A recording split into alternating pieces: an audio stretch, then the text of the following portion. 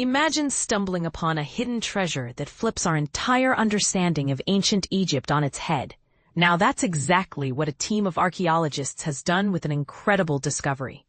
Deep in the heart of Egypt, at the ancient capital of Tanis, nestled in the Nile Delta, researchers have unearthed a remarkable collection of 225 figurines inside what was once an empty tomb.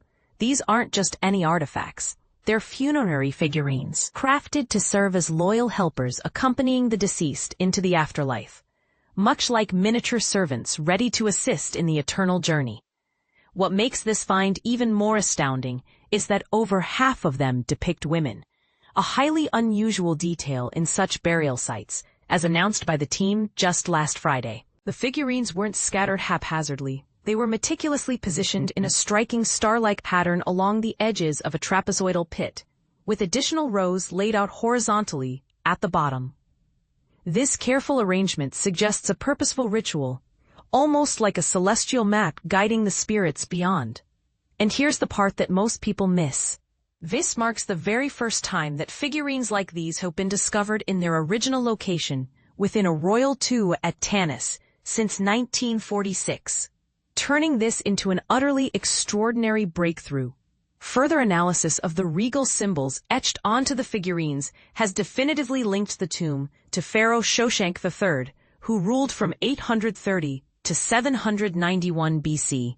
For decades, archaeologists were baffled by a puzzling mystery. Another, larger tomb at the same site bore his name, leaving experts scratching their heads about where this pharaoh was truly laid to rest.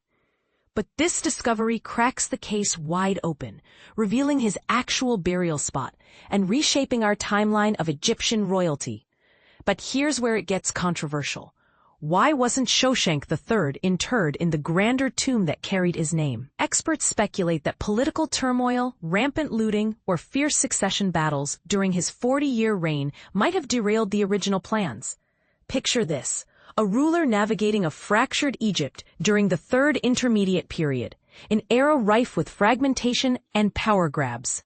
His time on the throne was anything but peaceful, marred by a brutal civil war pitting Upper Egypt against Lower Egypt, with multiple pharaohs clashing in a bloody scramble for control.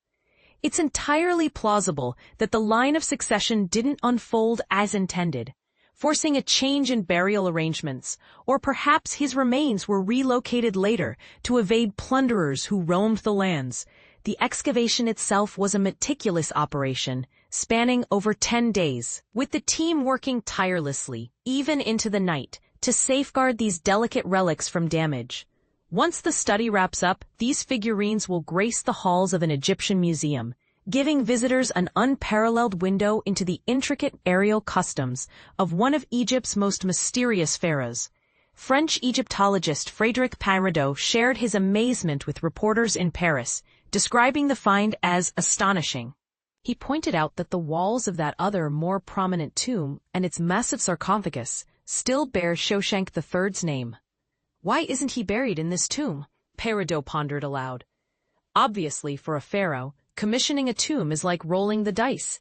You never know if your successor will actually follow through and place you there, he explained with a knowing smile. Clearly, we now have fresh evidence that these risks don't always pay off. To provide a bit more context for those new to Egyptian history, Tanis was a bustling city and power center, and this tomb's story ties back to earlier explorations. French Egyptologist Pierre Montet first brought it to light in 1939, right next to the Temple of Amun. While it had been raided long ago, one of its 4 chambers still housed the granite sarcophagus of Pharaoh Shoshenq II from Egypt's 22nd dynasty. The team has since delved into the other chambers, including a cramped space with an imposing, unnamed sarcophagus. When we spotted 3 or 4 figurines clustered together, we immediately sensed this was going to be huge, Piraudot recalled. I dashed out to alert my colleagues and the authorities. Then came the real challenge. It was right before the weekend, and we usually wrap up by 2 p.m. We thought, this just can't wait.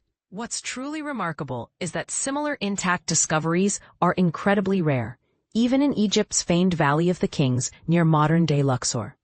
Apart from the legendary tomb of King Tutankhamun unearthed in 1922, most sites there have been stripped bare by looters over the centuries, Paradell added. This Tanis find shines a new light on the era's practices, inviting us to rethink how pharaohs prepared for eternity.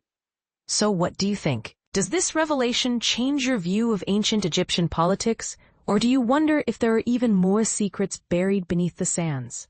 Could it be that succession dramas are timeless, affecting leaders from pharaohs to modern rulers?